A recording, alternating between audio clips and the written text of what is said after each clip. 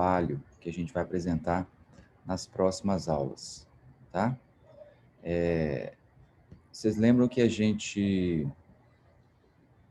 combinou no começo do semestre de fazer um trabalho e a gente dividiu até os grupos aqui dos trabalhos que ficaram definidos dessa maneira aqui, ó. Seriam grupos são 5 grupos, né? Tem o grupo do vôlei, que é o grupo do Rafael, o grupo do jiu-jitsu, que é o da Júlia, da natação, o grupo da musculação do Marcos, do futebol do Rodrigo. E aí, a gente vai apresentar esses trabalhos, tá? Esses trabalhos, pessoal, eles vão ter que ser em 20 minutos cada apresentação. Não precisa ter parte escrita, somente a apresentação. E aí vocês vão falar sobre as lesões, sobre o que a gente tinha combinado no começo do semestre fazer, tá? Seria fazer um trabalho sobre as lesões, mostrar qual é a epidemiologia das lesões e, posteriormente, falar sobre as prevenções que podem ser feitas ou se são feitas algum tipo de prevenção nos esportes, tá? Então, na próxima aula seria esse trabalho, a outra também, e no dia 5, que é o último dia aí do nosso curso, né? A gente vai fazer uma avaliação, tá? Então, no próximo dia 22 seria o trabalho dos primeiros grupos aqui que a gente vai falar, que seria o grupo da musculação e do futebol. E na outra semana, o do vôlei, do jiu-jitsu e da natação, certo? Então, vocês preparem aí, a gente vai apresentar na próxima aula, vocês vão compartilhar a tela, fazer como a gente está fazendo aqui e apresentar o PowerPoint, o slide. Não precisa ter parte escrita, só a apresentação, tá? Então, já ficou definido assim, na próxima aula, é a musculação, que é o grupo do Marcos, e o do futebol, tá? O Marcos acabou de entrar aí, ó. Então, Marcos, próxima aula, já estou falando da apresentação do trabalho, é o trabalho da musculação, tá? Que é sobre as lesões da musculação, as estratégias preventivas que a gente pode utilizar, tá? E aí, também junto o futebol de campo do Rodrigo, isso na próxima semana. Na outra semana é o vôlei, jiu-jitsu e natação. Trabalhos de 20 minutos, tá? 20 minutos para a gente poder apresentar direitinho, certo? Dúvidas, pessoal? Não? Tranquilo? Então, joia. Professor, Pois não. Dúvida? Oi. aqui é o Bruno. No início do semestre, você tinha definido como critério de avaliação Isso. visualizar o seu curso do Portal NEF. Continua. Continua? Continua. Tá bom. Era Entregar só aquele isso. certificado, né? Que é outro tema, né? Assim, importante também. Tá valendo. Sim. Mesma coisa, ficou igualzinho. Então, até o último dia do... Até que dia que tem que mostrar o certificado? Até o dia 5, que é o último dia de aula, a gente vai fazer a avaliação teórica. Tá bom. Tá bom? Tá bom, E aí, obrigado. a próxima aula é o grupo da musculação e do futebol, vôlei, jiu-jitsu e natação. Beleza? Beleza. Bem. Então, hoje, pessoal, nós vamos falar um pouco sobre as lesões da corrida, né? As alterações que acontecem na corrida, a alteração da biomecânica da corrida, que tem a ver com as lesões, com as principais lesões da corrida, tá? A corrida, pessoal, é uma atividade que a gente pode definir como uma atividade que tem um índice razoável de lesões, né? E como é que a gente classifica essa lesão na corrida? Como é que a gente define lesão? Lesão seria uma dor musculoesquelética nos membros inferiores, relatada durante a competição ou treinamento de corrida, que causa a interrupção ou restrição da distância, velocidade, a duração do treinamento por no mínimo 7 dias ou 3 sessões de treinamento agendadas, ou que requeram uma consulta a um médico ou profissional da saúde. Então, isso aqui, na maioria dos trabalhos, eles definem como lesões. O que seria uma lesão decorrente da corrida? É aquela que causa interrupção ou restrição da atividade, ou da distância, ou da velocidade do treinamento, por no mínimo 7 dias ou 3 sessões de treinamento. Ou que a pessoa tem que procurar um médico, um fisioterapeuta para poder tratar. Tá? Então, isso seria a definição de lesão. Quando a gente vê essa definição de lesão, a gente encontra que, basicamente, essas lesões, elas acometem em torno aí de, seria mais ou menos aí, em torno de 17,8 lesões por 1.000 horas corridas. Então, a cada 1.000 horas que as pessoas correm, você vai ter aí mais ou menos 17,8 lesões. Isso em corredores, né, iniciantes e recreacionais, que podem variar aí em torno de 7,7, 8 a 13 lesões. Os ultramaratonistas, quanto mais preparada a pessoa é para correr, quanto mais capacidade de treino ela tem, quanto mais treinamento ela tem, vai diminuindo esse número de lesões. Porque a pessoa começa a ficar mais adaptada ao treino, começa a ter mais condicionamento físico. A gente viu que o treinamento em alta intensidade, ele é preventivo, ele previne lesões. Então, as lesões, elas são maiores nos iniciantes do que, muitas vezes, em pessoas que praticam atividades com mais intensidade, como ultramaratonistas ou corredores mais intensos, tá? Então, a gente sabe, o treinamento, ele vai adaptando, a pessoa vai se adaptando, e corredores de alto nível, eles têm já um treino, passaram por muita coisa, o corpo deles já está adaptado à corrida. E os recreacionais têm mais lesões do que os que têm mais adaptação. E os iniciantes têm mais lesões ainda. Então, muito cuidado com aquele aluno iniciante, né? Adequar muito bem o volume, a intensidade do treinamento deles, para que não haja problemas de lesão, né? Quando a gente fala de lesão também, gente, é importante a gente falar um pouquinho da biomecânica da corrida. E nessa biomecânica a gente vai pensar bastante no pé, que é uma fonte muito grande de lesão. A lesão mais frequente da corrida é a dor na patela, dor fêmuro-patelar. A gente já teve uma aula sobre isso, a gente já teve aula sobre a dor fêmuro-patelar. Quem quiser dar uma recapitulada. Então é aquela dor na parte anterior do joelho, né? É muito associada à pronação, que é o que a gente vai estudar, essa pronação. Também nós temos a tibialgia, aquelas dores na tíbia, que são também bastante comuns em corredores iniciantes, né? Aquela canelite, também tem a ver aí com esses mecanismos de pronação, geralmente as musculaturas mais mediais aqui do tornozelo, no caso o tibial posterior, que é esse músculo aqui, ó. Ele é um músculo muito afetado e quando você tem pronação excessiva, você vai acabar gerando um estresse aumentado nesse músculo e, consequentemente, aquela dor na canela, tá? A pronação, pessoal, ela é uma atividade, ela é muito importante para a absorção de cargas durante a corrida. Então, é importante que a gente prone, né? A pronação serve para absorver os choques, para ter maior absorção do impacto da corrida. Ela adapta o pé ao solo e o movimento inicia-se após o choque de calcanhar e dura até o apoio médio da marcha. Então, a pronação, ela é um movimento natural do pé. É bom você fazer pronação, porque a pronação serve para absorver os impactos. O problema, muitas vezes, é a pronação excessiva, ou uma pronação realizada na hora do impulso, na hora de você fazer a propulsão. Porque se você está com o pé pronado, o pé encontra-se mais desencaixado, os ossos se encontram com menor rigidez. Isso vai de encaixe. Isso vai produzir uma sobrecarga nas estruturas articulares, nos tendões, na face, isso pode gerar lesões, tá? Então, pronação é uma coisa boa, ela é eficaz, ela é boa, ela é interessante para a gente. Quando a gente olha também a pronação, não é um movimento só do pé. Você vai ter, então, a dorsiflexão, a abdução e eversão do pé. Associada a esses três movimentos triplanares, que a gente chama de pronação, você vai ter também a rotação interna da tíbia, você vai ter o destravamento do joelho, a flexão do joelho, a ativação do quadríceps. Tudo isso, gente, serve com o sentido de absorver impacto, de produzir uma melhor absorção da carga sobre as articulações. Então, observe que você tem vários eventos acontecendo, tanto na tíbia, quanto no joelho, quanto no quadríceps, né? Você vai ter eficazmente a absorção de choque. Vai acontecer quando você tem todos esses movimentos acontecendo de maneira natural. Se você tem isso errado, no momento errado, com muita intensidade, isso vai acabar prejudicando, isso vai acabar levando a uma sobrecarga nas articulações. Não só do pé, mas observe do joelho, do quadril, né? Existe todo um mecanismo corporal acontecendo aí, tá? O excesso de pronação, que é a pronação na hora do impulso, que você vê, então, um pé que está pronando, e se ele mantém isso aqui até o final da fase de impulsão, ele tem uma pronação excessiva, né? Ele tem uma pronação aumentada.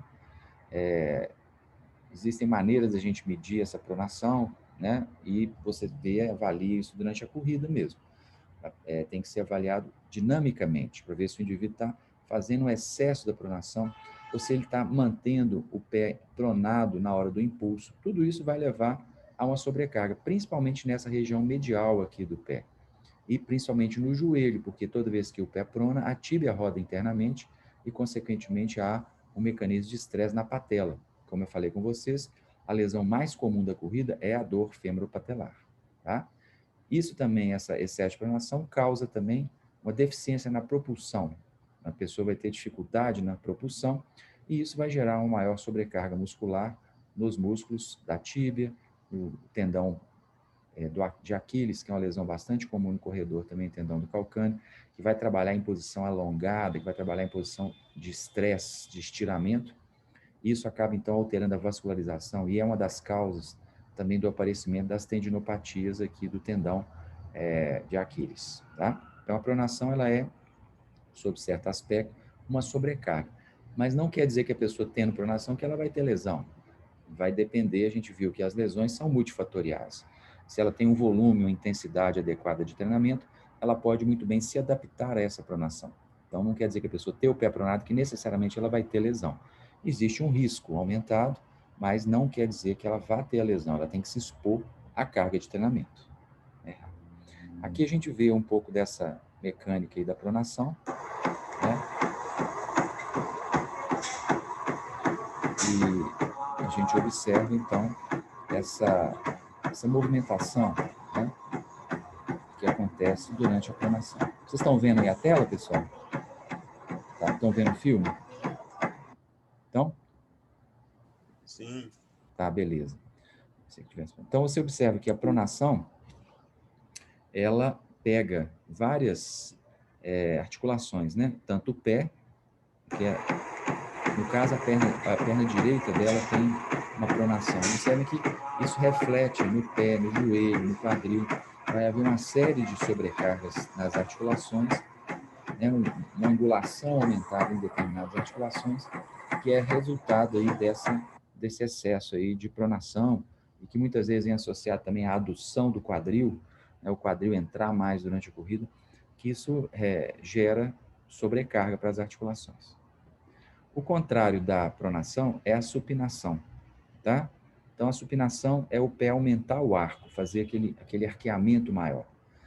A supinação, ela tem a função de enrijecer o pé, favorecendo a impulsão, né? Então, ele é um movimento que produz um enrijecimento, o pé fica mais rígido, e com isso você consegue propulsionar de maneira mais adequada. Ele acontece na fase de calcanhar fora, quando a gente está tirando o calcanhar do chão, e termina quando você tira os dedos do chão durante a corrida, tá?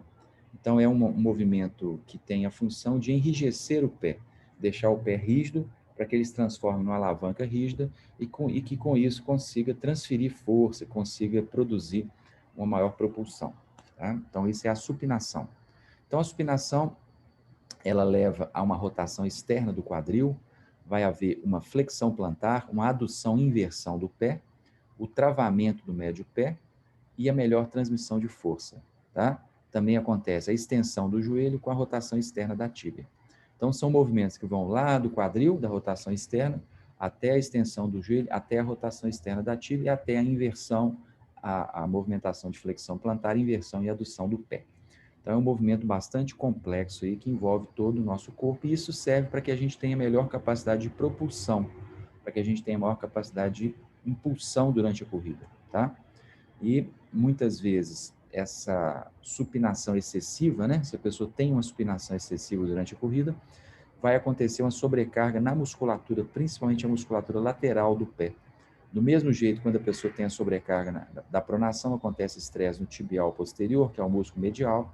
Durante a supinação excessiva, acontece muito estresse na parte lateral, que é o tendão do fibular longo e fibular curto. Isso muitas vezes leva ao aparecimento de tendinites, de inflamações desses tendões aqui decorrentes desse excesso de sobrecarga lateral pela supinação, muitas vezes excessiva também durante a corrida. Tá? Durante, então, esse mecanismo, isso aqui seria a propulsão. Então, durante a propulsão, você tira o calcanhar, depois você retira os dedos do chão. Nesse momento, a gente tem uma supinação boa para enrijecer o pé. E, além do enrijecimento do pé, da fáscia que a gente tem aqui, existe também a extensão do dedo.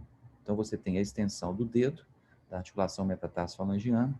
Isso vai esticar a fáscia plantar, vai produzir um estresse na fáscia. Isso ajuda também na propulsão. Isso facilita a que a gente tenha uma boa propulsão, tá? Então, seria o estresse na fáscia plantar. E muitas vezes essa é também uma lesão, né?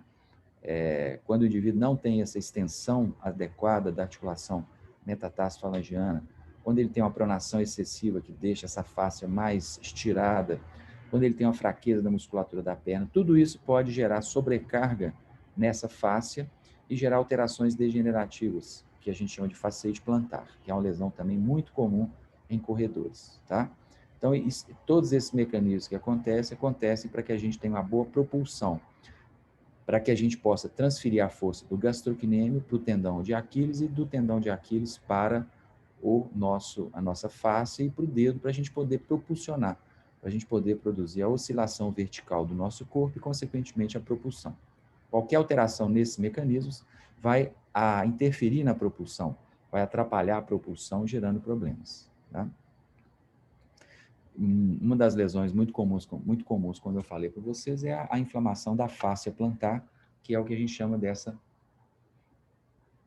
fasciite plantar, que é exatamente a inflamação ou a degeneração dessa estrutura. A fáscia, ela é um tecido conjuntivo que fica aqui na sola do nosso pé, ela sai do tubérculo do calcâneo e vai para os dedos, então ela forma como se fosse uma sola ali do nosso pé. E isso é tensionado na hora da propulsão, e essa tensão ajuda a enrijecer o pé e ajuda a fazer uma boa propulsão. Quando o indivíduo tem alterações da biomecânica ou não tem um preparo adequado para que tenha uma carga adequada sobre a fáscia, essa fáscia pode se degenerar ou mesmo pode inflamar, gerando o que a gente chama da fasciite plantar, que é caracterizado, a gente teve uma aula também sobre fasciite plantar, aquela dor que dá na sola do pé, principalmente quando a pessoa acorda de manhã, em que a face encurtou, e ela, quando coloca o pé pela primeira vez no chão, a face vai estirar, e isso então vai produzir um dolorimento bem intenso aí na região do tubérculo do calcâneo, que é na parte posterior do pé, tá? Então isso é muito comum da gente ver em corredores e também em não corredores. Seria essa dor nessa região aqui, né? Principalmente quando você estira a face, ou então quando você está dormindo, a face encurta, a hora que você coloca o pé pela primeira vez no chão, ele estica, esticando vai então machucar, vai forçar a face que está degenerada ou que está inflamada. Aí a pessoa sente essa dor. E durante a corrida também isso pode acontecer. Uma das causas da fasciite plantar, como a gente viu, é o excesso de pronação ou também o excesso de supinação, em que há um encurtamento muito grande dessa face e uma diminuição da flexibilidade da face pelo excesso de supinação, tá? Então, essa é a gente chamaria da fasciite. Outra alteração que acontece, que é comum, é o chamado shin splints, ou a tibialgia, né? São aquelas dores que acontecem na região da tíbia, tá? Então, é aquela chamada tibialgia, tá? A dor na tíbia, tá? Essa dor, ela vem muitas vezes em consequência na parte medial de problemas relacionados ao tibial posterior, ou até mesmo ao sólio. E no caso da parte mais alta e mais anterior, seria a dor causada pelo tibial anterior. Todas essas alterações da tíbia, elas têm a ver ou com a absorção de impacto, ou com a carga excessiva sobre as articulações, ou com a pronação excessiva, ou com a supinação excessiva, ou com o volume intenso de treinamento, ou com aumento muito brusco de intensidade de treinamento, ou de volume de treinamento. Isso vai levando, então, a estresse nessas musculaturas, e isso pode gerar, então, a inflamação desses músculos e mesmo dos ossos ali próximos a eles. No caso tibial anterior, você tem uma necessidade de fortalecimento desses músculos, de melhoria da biomecânica, né, para que haja menor sobrecarga em cima desses músculos. Então, são lesões aí bastante comuns a gente ver, as tibialgias, as dores na tíbia, tanto mediais, que são muitas vezes decorrentes de estresse no tibial posterior, e nas anteriores, o tibial anterior e até mesmo a dor lateral, que é causada aí pelo nosso fibular, pelos tendões os fibulares, que eles ficam na parte lateral. O tênis, né, gente? A gente vê muita essa ideia de que existe um tênis adequado para pisadas supinadas e para pisadas pronadas, né? Qual que é a ideia disso? O tênis para pisada pronada, geralmente ele tem que ser um tênis um pouco mais rígido, que tem menor deformação no sentido longitudinal, como esse aqui. Esse aqui tem muita deformação. O tênis tem que ser mais duro, ele não pode ter muita deformação nesse sentido de você torcer o tênis. Porque se o indivíduo tem pronação e o tênis é mole, isso vai acabar gerando mais pronação ainda. Então, os tênis para pés pronados, geralmente são tênis mais rígidos, têm uma maior rigidez. Eles têm pouca mobilidade, como esse aqui, por exemplo. Esse aqui já é um tênis mais flexível, já seria indicado mais para um pé supinado. Só que o que a gente vê na literatura é que não existe assim, muito consenso em relação a isso. Se é verdade, se existe essa necessidade, se isso realmente melhora a incidência de lesões. O que existe hoje, mais do que um tênis adequado, um tênis específico para nação ou supinação, é o conforto. Então, é a teoria do conforto. É importante que o indivíduo se sinta confortável com o tênis. Se você está usando um tênis e não está confortável, você está sentindo que o tênis está incomodando, ele não está bom para você. Mais até do que um tênis pronado, supinado, é o tênis que é confortável para o seu pé. Então, hoje a gente vê que essas teorias aí de pronação e supinação não são tão eficazes, não existe tanta importância da gente saber aí o tipo de pisada em relação à supinação e pronação, para indicar o tênis. O mais importante realmente é o conforto, é o aluno estar se sentindo confortável com o tênis. Tá? A pronação também, como a gente já havia falado, né, gente? Existem trabalhos conflitantes aí na literatura. Não existe ainda um consenso em relação à pronação e o surgimento de lesões, corrigindo essa pronação com o tênis, tá? Então, esse trabalho, por exemplo, né, do Maliuk, ele mostrou corredores que tinham pés pronados e usavam tênis para pés pronados tiveram menos lesões. Já esse outro trabalho do Nielsen mostrou que corredores que tinham pés pronados não tiveram mais lesões ao usarem um tênis para pisada neutra. Então, existe realmente esse conflito aí na literatura, e hoje em dia a gente pensa muito mais nessa questão do conforto, do aluno estar fazendo atividade, estar correndo e não estar sentindo incômodo no pé, mais até do que a eficácia de um tênis para pisada pronada ou pisada supinada, certo? Então, a gente vê isso aí, existe como conflito na literatura, mas está caminhando mais para essa questão da gente não se preocupar muito com o tênis muito adequado em relação à pisada. O indivíduo tem que ter conforto durante a corrida. Se ele está com o tênis confortável, possivelmente aquele tênis está fazendo um bom efeito para a sua biomecânica. Né? Uma coisa que é importante é variar os tênis, é você não correr só com um tênis. Tá? Esse trabalho também mostrou que usar tênis de modelo diferente de forma alternada reduz a incidência de lesões. Então, mais do que um tênis para pisada pronada ou para pisada supinada, o interessante realmente é ter uma variação dos estímulos que são causados por vários tipos de tênis. Então, mais do que usar um tênis apenas ou se preocupar com a pronação e supinação, é você realmente ter uma alternância no uso dos tênis, alternância de modelos. Isso faz bem, isso previne lesões, segundo esse trabalho dos Maliuk, foi 2015, tá?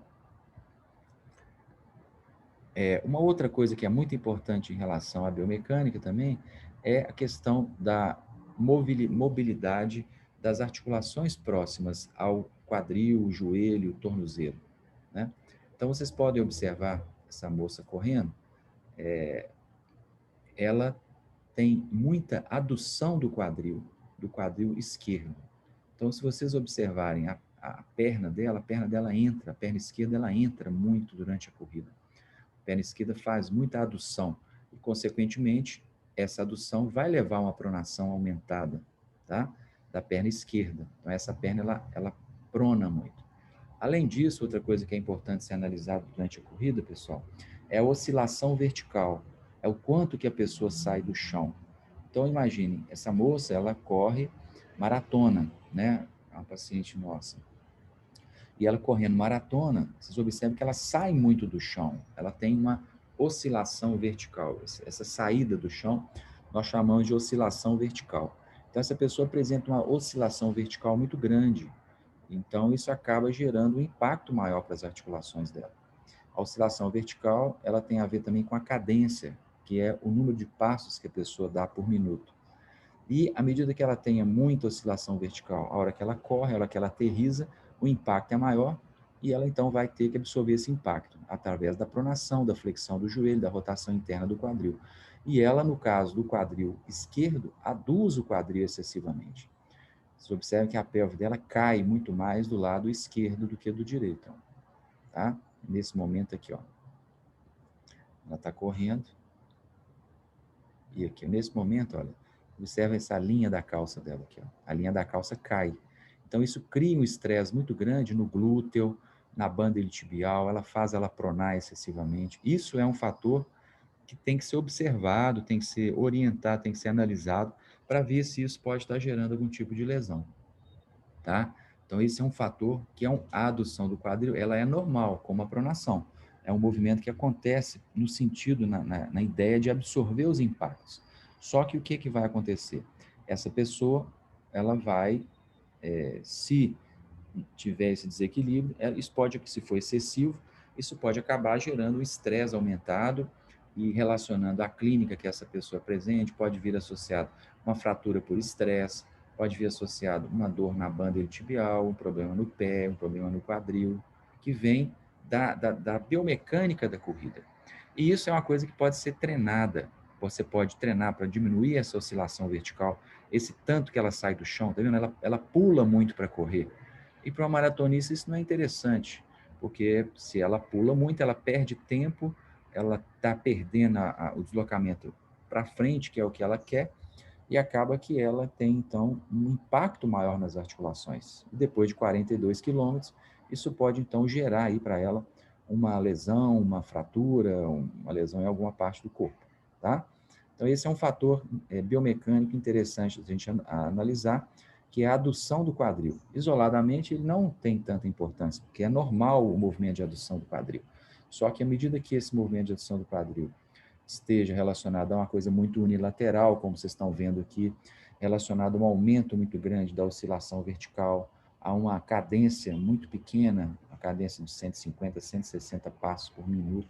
Então, isso vai gerando um impacto aumentado nas articulações. Isso tem que ser analisado dentro do contexto que a pessoa tem de lesão para ver o que está acontecendo, pode estar relacionado a essa adução do quadril excessivo, tá? Então, isso é uma coisa que a gente tem que observar, e observe que a adução excessiva do quadril, ela leva a uma pronação, né? Isso é pronação. Observe que na hora que ela está impulsionando, o pé dela encontra-se ainda um pé pronado, tá? Então, isso gera uma sobrecarga muito grande na fáscia, no gastrocnêmio, no tendão do tibial posterior. Então, essa biomecânica da corrida, ela é fundamental de ser observada, não de maneira isolada, mas dentro do contexto do treinamento, dentro das oscilações de volume e intensidade da corrida, dentro das características de força, das características biomecânicas. Então, muitas vezes isso pode ser consertado, isso pode ser melhorado, né, se houver uma relação clínica direta entre a adução e os sintomas que essa pessoa estava sentindo, tá? É uma coisa para a gente analisar aí também na biomecânica da corrida. Quem tem esse tipo de problema que a gente viu de adução, pessoal, tem muita lesão também na banda iliotibial, que é uma lesão que é muito comum em corredores também, que é a chamada síndrome da banda iliotibial. A banda iliotibial é um tecido conjuntivo que começa na lateral do quadril, vem descendo e vai até lá o tubérculo de Gerdi, que é na face lateral do joelho. É também uma lesão muito comum em corredores, e se você imaginar que a pessoa que tem essa adução excessiva do quadril, ela está necessariamente estirando mais essa banda, né? À medida que ela aduz muito o quadril, pode haver, então, um excesso de estiramento dessa banda, e isso é um fator aí gerador da síndrome, né? Isso aí tem que analisar para ver os fatores biomecânicos. Geralmente, quando acontece um problema como esse, de dor na face lateral do joelho, está relacionado a essa banda iliotibial. Então, ela vem, aqui é o tensor da face lata, é o músculo, depois espessa e vira o trato iliotibial, que vai descer e vai inserir no tubérculo de Gerdi.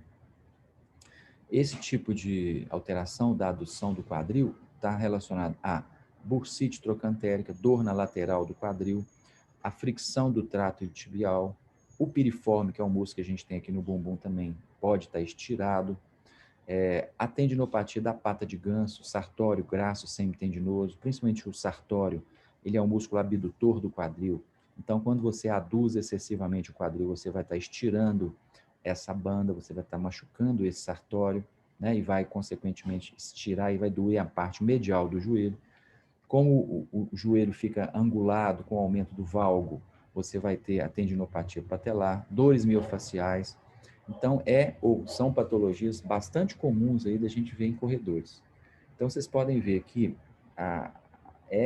muitas vezes a biomecânica ela é um fator de risco para o surgimento de lesões, né? As alterações de adução excessiva do quadril, pronação excessiva do quadril, rotação interna do quadril, vão gerando sobrecargas que vão estressando os tecidos e originando as patologias mais comuns nos corredores, que são a dor femoropatelar, porque imagina uma adução como essa que vocês viram, com rotação interna, vai mudar a biomecânica da patela, vai alterar a estrutura de alinhamento patelar. Uma movimentação de adução excessiva e pronação como essa que vocês estão vendo aqui, né? Ela vai levar a uma intensidade aumentada de estresse sobre a face medial do pé, né? Imagina aqui, ó, ela está correndo, né, e está fazendo uma adução muito grande do quadril, uma pronação bastante acentuada do pé. Então, isso vai, consequentemente, gerando sobrecarga. Mas não é necessariamente isso que leva à lesão, né, gente? A gente viu nas aulas iniciais que as lesões são multifatoriais. As lesões têm uma complexidade muito grande. Às vezes a pessoa tem isso, às vezes você vê até corredores de altíssimo nível que não têm uma biomecânica perfeita, uma coisa certíssima. Mas aí vem as adaptações, vem a genética, vem a característica do tecido conjuntivo, vem a adaptação de força. Às vezes a pessoa corre desse jeito e nunca teve lesão, porque ela teve uma carga de treinamento adequada, uma progressão, e o corpo, então, dela foi se adaptando, ele foi se moldando a essa adaptação biomecânica. Ninguém é perfeito, ninguém tem uma biomecânica certíssima, mas se você, então, tem uma biomecânica, isso é um fator de risco, é uma coisa que pode fazer com que você tenha uma sobrecarga maior nas suas articulações. Não quer dizer que isso certamente vai te lesar, mas esse é um fator de risco, como o cigarro, a bebida, a ingestão aumentada de gordura, colesterol, é um fator de risco para a parte cardiovascular. Mas não quer dizer que você vai ter um infarto se você beber e comer gordura, né? Mas do mesmo jeito a corrida. Se você tem adução, se você tem treinação excessiva, alterações da biomecânica, isso muda as forças sobre a articulação. Isso pode ser um fator que vai, então, gerar uma sobrecarga, e essa sobrecarga, dependendo de como que o tecido absorve, dependendo da idade, dependendo da força, das adaptações que os tecidos sofreram, isso pode ou não levar a uma lesão nas estruturas articulares, tá? Então, essa lesão é muito comum, né, gente, a banda iliotibial, e tem uma relação, isso aí tem trabalhos que demonstram, né, o excesso de adução do quadril, que vocês viram ali, ele está relacionado a essa síndrome da banda iliotibial. Isso aí tem uma boa evidência científica que mostra essas alterações de adução do quadril, obviamente estirando essa banda, né, levando à adaptação, né? E muitas vezes também, como a gente viu, a pessoa tem esse problema da banda, muitas vezes é o excesso de adução do quadril e é indicado para ela fazer alongamentos, tá? Então, muito cuidado, porque os alongamentos da banda, eles não necessariamente vão resolver o problema da banda. É muito difícil, é praticamente impossível a gente conseguir alongar essa banda iliotibial. E muitas vezes, alongando a banda iliotibial, a gente está alongando o glúteo médio. E alongando o glúteo médio, a gente vai acabar levando a um estiramento desse glúteo, um enfraquecimento maior desse glúteo, e muitas vezes uma compressão da bursa trocantérica, né? Que é essa bursa que a gente tem aqui no trocânter, que é uma lesão bastante comum também em corredores, a bursite trocantérica, né? E muitas vezes, durante os alongamentos, a gente orienta o aluno a alongar desse jeito aqui, ó. Então, em vez de beneficiar o indivíduo, em vez de trazer benefício, esse alongamento aqui, que não está alongando a banda, por que não está alongando a banda? A banda iliotibial, ela é flexora, o tensor da face lata é flexor abdutor, rotador interno do quadril. Então, quando você alonga dessa maneira aqui, ó, você está, na realidade, alongando o glúteo médio e não a banda iliotibial. A banda iliotibial aqui não está sendo alongada, porque o seu quadril está sendo fletido. Então, ao alongar, ao fazer esse alongamento, em vez de alongar a banda iliotibial, você está alongando o glúteo médio, que normalmente, nas pessoas que têm excesso de adução, já encontram-se meio que enfraquecidos, né? Meio que alterado ali em relação ao comprimento de tensão e a geração de força dele. Então, à medida que eu alongue ele, eu vou estar muitas vezes piorando o quadro, aumentando o desequilíbrio biomecânico, eu vou facilitar cada vez mais a adução do quadril. Certo, gente? Então, cuidado com o excesso de alongamento. E, primeiro, é ver se precisa realmente alongar essa banda, porque muitas vezes ela pode estar encurtada, mas é difícil alongar a banda, ganhar flexibilidade na banda é muito difícil. E, segundo, que você pode estar trabalhando no efeito contrário, que seria o fortalecimento do glúteo, a melhoria da rigidez do glúteo, e, necessariamente, você acaba produzindo, então, uma diminuição da flexibilidade, ou um aumento da flexibilidade do glúteo e um maior estiramento desse glúteo, que já necessariamente é estirado por causa do excesso de adução. Tá? Então, muito cuidado com os movimentos de alongamento excessivo. E, além disso, pode também o excesso de alongamento do glúteo médio, do glúteo mínimo, podem acabar irritando a bursa trocantérica, e isso vai, então, gerar uma bursite trocantérica, uma inflamação dessa bursa que a gente tem, e é uma lesão muito comum também na corrida, que são as lesões na face lateral do quadril, a dor lateral do quadril, tá? É uma lesão também bastante comum que a gente vê nas corridas, nos corredores, tá? Olhando também a biomecânica da corrida, a gente tem, às vezes, um indivíduo que tem excesso de extensão dos dedos. É um indivíduo que tem uma ativação aumentada do extensor dos dedos. E isso muitas vezes faz com que ele até fure o calçado, porque ele faz excesso de extensão, consequentemente a musculatura flexora dos dedos dele encontra-se alongada e ele então acaba desenvolvendo esse dedo em garra, tá? E aqui a gente vê o extensor comum dos dedos, tá? E o extensor curto, o extensor longo dos dedos, o extensor curto dos dedos. São músculos que vão estar hiperativados. Geralmente isso é decorrente de uma fraqueza do tibial anterior, geralmente isso é decorrência de um excesso de rigidez da parte posterior do gastrocnêmio. Então, isso pode ser também um fator gerador daquelas dores na tíbia. O indivíduo que usa o extensor dos dedos, em vez de usar o tibial anterior para fazer a dorsiflexão do tornozelo, tá? Então, a característica mais comum que a gente vê é esses dedos encolhidos. E isso também predispõe a lesões no pé, porque você deixa de usar os dedos para absorver o impacto e passa a utilizar a cabeça dos metatarsianos, que seria essa parte aqui, ó, como se fosse o pé. Em vez de usar os dedos, você começa a usar a cabeça do metatarsiano. Cabeça do metatarsiano, né, tomando como exemplo a mão, seria essa parte mais durinha aqui, ó. Isso é osso, né? É a cabeça realmente do metatarsiano. E é muito comum também a pessoa ter calosidades, a pessoa que corre ter dores na região da cabeça dos metatarsianos, é decorrência da sobrecarga que acontece porque os dedos não estão encostando no chão na hora de fazer a propulsão durante a marcha. Então, essa pessoa sofre aí de muitas dores, tanto na região do tibial anterior, por fraqueza, quanto do extensor longo dos dedos, pela própria exigência aumentada, quanto também da região dos metatarsos, por causa da exposição excessiva da cabeça dos metatarsianos à carga. Tá? Então, isso é uma outra atividade aí que a gente vê. Isso pode também predispor as canelites, as entorses de tornozelo, porque o indivíduo já vai acabar também tendo uma tendência a fazer uma inversão do pé, a flexão plantar, né, pelo encurtamento do gastrocnêmio. Pode dar também sesamoidite, que é a inflamação dos sesamoides. Os sesamoides são ossos que ficam aqui, né, debaixo aqui da região do hálux, e esses sesamoides, então, vão muitas vezes se inflamar pela carga excessiva na cabeça do metatarsiano. Também a fascite plantar, porque você estendendo excessivamente os dedos, isso pode acabar machucando a face plantar, e dor miofascial, nesses músculos todos estão envolvidos aí em relação a esse excesso de extensão dos dedos, tá? Então, seria uma lesão também que a gente vê aí comum nos corredores. Tem corredores que até furam o tênis, né? O tênis fica furado ali na região dos dedos, decorrência do excesso de ativação dos músculos extensores dos dedos.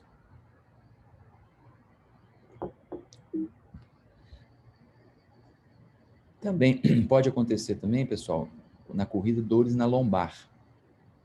Muitas vezes essas dores na lombar vêm pela antiversão pélvica, o aumento, né, da flexão do quadril, o quadro de hiperlordose lombar, quadro de escoliose, quadro de discrepância dos membros. São lesões também que a gente observa, principalmente aqui na coluna, né? Então, um indivíduo que tem já uma tendência a ter esse aumento da lordose, geralmente tem a musculatura anterior mais rígida, já tem o glúteo médio mais fraco. Então, isso gira a pelve anteriormente e isso pode gerar, então, durante a corrida, um excesso de aumento da lordose lombar. Em vez da pessoa estender o quadril, a pessoa estende a coluna, tá? Então, a pessoa tem uma diminuição da DM de extensão do quadril, maior inclinação pélvica anterior, hiperextensão lombar. Isso vai gerar um impacto aumentado nas facetas articulares e é comum a gente ver, então, muitas vezes dores na coluna em decorrência desse contato excessivo das facetas. Então, a pessoa, em vez de estender o quadril, ela acaba girando anteriormente a pelve e isso vai gerar, então, um aumento da lordose e, consequentemente, uma carga nas facetas articulares de maneira mais intensa. Então, isso também é uma coisa que é comum em corredores, está associado a diagnósticos de lombalgia não específica, sacroileites, inflamações na sacroiliaca e também de síndrome facetária, que é o contato excessivo das facetas articulares durante a corrida, tá? É importante que a gente, então, trabalhe os abdominais, né? Fortaleça os glúteos, alongue os paravertebrais e alongue os flexores do quadril, porque necessariamente eles podem e devem estar mais encurtados, tá? Então, essas são algumas orientações aí para fazer. Fortalecimento de músculos oblíquos, esse é um excelente exercício. A prancha lateral, ela leva 93% de aumento de porcentagem da contração voluntária máxima, também ativa o glúteo médio, que é importante, e também ajuda no controle rotacional da coluna. Então, é um excelente exercício, tá? Outra lesão que é muito comum, gente, é a pubalgia, tá? O que é a pubalgia? É dor na região da virilha, na região inguinal. Está associada muitas vezes à atividade física que exigem mudanças bruscas de direção, movimentos repetitivos e saltos, e também ela é muito comum de acontecer na corrida. Então, o que seria a pubalgia, gente? É a inflamação do pubis, tá? Então, nós temos aqui a musculatura adutora, os adutores, o adutor magro, longo, curto, pectíneo, graço, todos saem do pubis. Então, o tracionamento, o desequilíbrio biomecânico, o excesso de adução do quadril é uma causa, pode levar a um aumento excessivo da ativação dos adutores, inflamando o pubis. A gente chama isso então de pubalgia. Isso pode criar também um desequilíbrio em relação ao abdominal e mudar a biomecânica da sínfise púbica. Aí nós já temos uma outra lesão, que é a sinfisite púbica, que é a lesão realmente da cartilagem que a gente tem aqui da sínfise púbica. Isso pode estar associado à pubalgia. Então, sinfisite púbica e pubalgia são lesões também que acometem muito frequentemente os corredores, tá? Nesses casos, também a biomecânica tem a sua importância. Então, vocês observam essa menina correndo, por exemplo, né? Observe o tronco dela, como que roda para a direita. Essa rotação aumentada do tronco vai levar a um estresse, né? Ela roda muito para a direita, então vai levar a um estiramento do adutor do lado esquerdo. Então, isso também é uma alteração biomecânica que leva a sobrecarga de estiramento sobre o adutor. Como também o excesso de adução leva a um encurtamento excessivo do adutor do lado que cai mais a pelve. Então, são alterações biomecânicas que vão aí predispor a pessoa a grandes cargas de estresse sobre o adutor, e isso então vai levar a aquela inflamação ou processo de tração excessiva do adutor sobre o pubis, levando então a dor na região púbica, tá? Essas dores, essas pubalgias, são dores que acontecem, né? Olha essa mulher correndo. Então, observem como que a pelve dela cai, como que ela roda, né? uma rotação muito grande do tronco para a direita. Isso traz consequências tanto para a coluna, quanto para o quadril, quanto também, no caso, para o pubis. Era um atleta que eu atendi que tinha pubalgia, e nós tivemos que reorganizar a corrida dela para que ela pudesse melhorar esses movimentos rotacionais, e isso estava gerando nela a pubalgia. Então, às vezes, a pubalgia pode ser gerada por várias alterações, não só no pubis, mas na mecânica corporal de uma maneira geral. Tá? Então, os processos de lesão eles são bem complexos, né, gente? Eles envolvem realmente várias alterações. Então, a pubalgia geralmente é causada então, por estacionamento. Então, tem que reequilibrar a biomecânica do indivíduo. Não adianta a gente querer tratar do pubis. Podemos tratar do pubis, está inflamado, tratar das alterações. Mas o mais importante é corrigir as alterações biomecânicas que estão levando àquela sobrecarga. É descobrir qual é a alteração biomecânica que está levando àquela sobrecarga e introduzir medidas para corrigir essa biomecânica dentro do que for possível. Uma delas é aquilo que eu falei com vocês, que é o aumento da oscilação vertical. Então, aqui a gente vê, hoje em dia, os aparelhos, mesmo comerciais, como o Garmin ou o próprio Polar, né, eles têm mecanismo de você medir essa oscilação vertical. Então, essa menina aqui, por exemplo, vocês estão vendo, ela está correndo e, no caso, ela sai muito do chão, tá vendo? Isso é a oscilação vertical. Ela está com oscilação vertical de quase 11 centímetros. Então, ela sai do chão muito, ela tem uma saída muito grande do chão. Consequentemente, ela vai ter um impacto muito grande. A passada dela está muito grande. Então, ela vai necessariamente pular muito para poder correr. A cadência dela de corrida é uma cadência muito baixa. Ela está pulando, dando uma passada muito alta. Isso vai oscilando, né, vai aumentando a oscilação vertical, isso aumenta o impacto e isso pode gerar nela uma série de lesões, uma série de consequências, principalmente se for maratonista. Tá? Então, isso são outras coisas que têm que ser analisadas aí em relação à biomecânica. Tá? Analisar também a oscilação vertical e a cadência, né, os parâmetros cinético-funcionais aí da corrida. Então, resumindo, gente, a lesão da corrida ela é multifatorial. A gente nunca pode dizer que uma coisa é o fator gerador da lesão. A pronação, não. É um processo complexo, um processo que envolve a interação de várias coisas ao mesmo tempo, num determinado momento e num determinado momento psicológico, num determinado momento físico, de carga de treinamento, de recuperação, de sono. É o que a gente viu aí durante o curso. Não dá para a gente fechar que uma coisa machucou a pessoa. As lesões, elas são realmente multifatoriais e complexas, né? A gente tem que entender todos os mecanismos para tentar cercar de todas as maneiras para minimizar o risco das pessoas terem lesões e também de poderem reabilitar de maneira mais adequada, tá? Então era isso, pessoal, que eu tinha para falar para vocês. Alguma dúvida, pessoal? Tranquilo? Próxima aula, então, apresentação dos trabalhos. As duas próximas aulas, apresentação do trabalho. E no dia 5, a nossa avaliação final, tá? A gente vai fazer online também. Professor, Pois não. Que horas que as aulas estão começando? 8 horas. Ah, tá, é porque eu tentei entrar às 7h30, eu vi que não estava entrando. É. E deixa eu perguntar só mais uma coisa. Ah. Tem ordem de apresentação dos grupos? Uhum. Tem ordem. Porque eu cheguei depois na disciplina, eu tô meio assim, eu já tenho grupo, mas... Chegou depois na disciplina ou na aula de hoje? Não, na disciplina, na aula de hoje também. Porque aqui, olha, a próxima aula é a musculação e o futebol de campo, né? Que é o Marcos e o Rodrigo. Depois, na próxima semana, são esses dois grupos. Na outra semana, daqui a 2 semanas, é o vôlei, o jiu-jitsu e a natação. Beleza, respondeu. Tá? Primeiro, musculação, futebol, vôlei, jiu-jitsu e natação.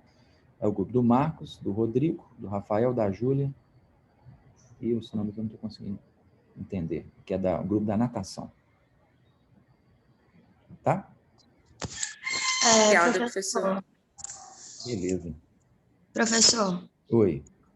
Deixa eu te falar, com relação ao certificado que tem da gente do Portal NEF, eu posso te mandar pelo mesmo e-mail que eu te mandei aquele trabalho das lesões? Com certeza. Pode? Só tirar uma fotinho e mandar.